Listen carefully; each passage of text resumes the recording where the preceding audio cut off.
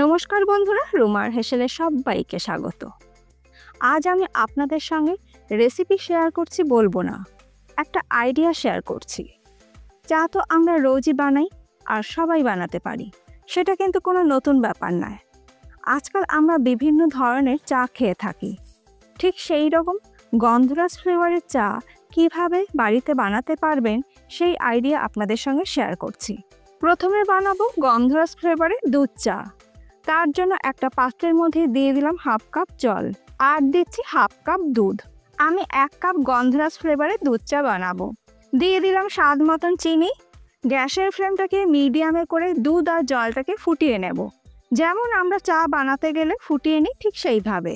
অপরদিকে গন্ধরাজ ফ্লেভারের চা বানাবো, তো গন্ধরাজ লেবু তো লাগবেই, তবে এতগুলো লেবু আমার লাগবে না। এর থেকে একটা গন্ধরাজ লেবু নিয়ে একটা গ্রেটারের সাহায্যে লেবুর জেসটাকে বের করে নেব। লেবু গ্রেট করার সময় অবশ্যই খেয়াল রাখতে হবে যে লেবুর সাদা অংশটা যেন গ্রেট না হয়ে যায়। আমাদের প্রয়োজন লেবুর সবুজ অংশটা। এখন একটা লেবুর থেকে আমি জেস্ট বের করে নিলাম, প্রয়োজন হলে আরও একটা লেবুর থেকে আমি জেস্ট বের করে নেব। অপরদিকে দুধ আর জল ভালো করে ফুটে গেছে। এবার আমি এর মধ্যে দিয়ে দিচ্ছি গন্ধরাজ লেবুর জেস্ট 1/4 টিস্পুন, আর দেব প্রয়োজন অনুযায়ী চা পাতা। মিডিয়াম ফ্লেমে ভালো করে ফুটিয়ে নেব। যে কোনো কোম্পানির চা পাতা আপনারা ব্যবহার করতে পারেন, শুধু খেয়াল রাখতে হবে কোনো ফ্লেভারযুক্ত চা পাতা ব্যবহার করা যাবে না, কারণ এখানে আমরা গন্ধরাজ ফ্লেভারটাকেই ডমিনেট করব। ভালো করে ফুটিয়ে নেবার পর চা আমাদের একদম রেডি। গ্যাসের ফ্লেম বন্ধ করে দিয়ে দেব আরও 1/4 টিস্পুন গন্ধরাজ লেবুর জেস্ট। ভালো করে মিশিয়ে দিয়ে ঢাকা দিয়ে 30 থেকে 40 সেকেন্ড এইভাবেই রেখে দেব। 30 থেকে 40 সেকেন্ড পর একটা কাপের মধ্যে আমি চাটাকে ঢেলে নিলাম। তৈরি হয়ে গেল দারুণ সুন্দর গন্ধরাজ ফ্লেভারের দুধ চা, কোনো এসেন্স ব্যবহার না করেই।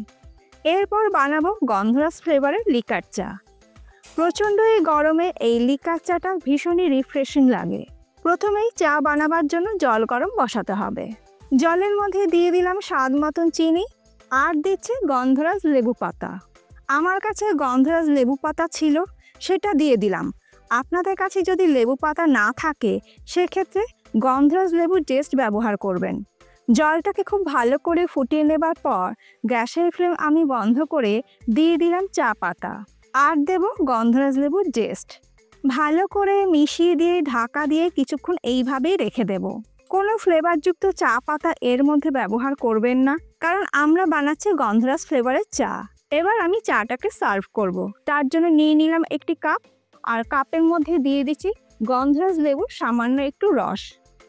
এবার কাপের মধ্যে ঢেলে নেব গন্ধরাজ ফ্লেভারের লিকার চা। 1 টুকরো গন্ধরাজ লেবু স্লাইস দিয়ে আমি ডেকোরেশন করে দিলাম। তৈরি হয়ে গেল সামার স্পেশাল রিফ্রেশিং গন্ধরাজ ফ্লেভারযুক্ত লিকার চা। আর যারা দুধ চা খেতে পছন্দ করেন তাদের জন্য তৈরি হয়ে গেল গন্ধরাজ ফ্লেভারযুক্ত দুধ চা। ওপর থেকে দিয়ে দিচ্ছি খুব সামান্য গন্ধরাজ লেবুর জেস্ট। আজকে আমার এই গন্ধরাজ ফ্লেভারযুক্ত 2 ধরনের চা আপনাদের কেমন লাগলো অবশ্যই জানাবেন। ভালো লাগলে বাড়িতে একদিন তৈরি করুন, আর ফিডব্যাকটা কিন্তু অতি অবশ্যই দিতে ভুলবেন না। আজ তাহলে এই পর্যন্ত, আবার দেখা হবে নতুন কোনো ভিডিওর সাথে। ভালো থাকবেন, সুস্থ থাকবেন, ধন্যবাদ।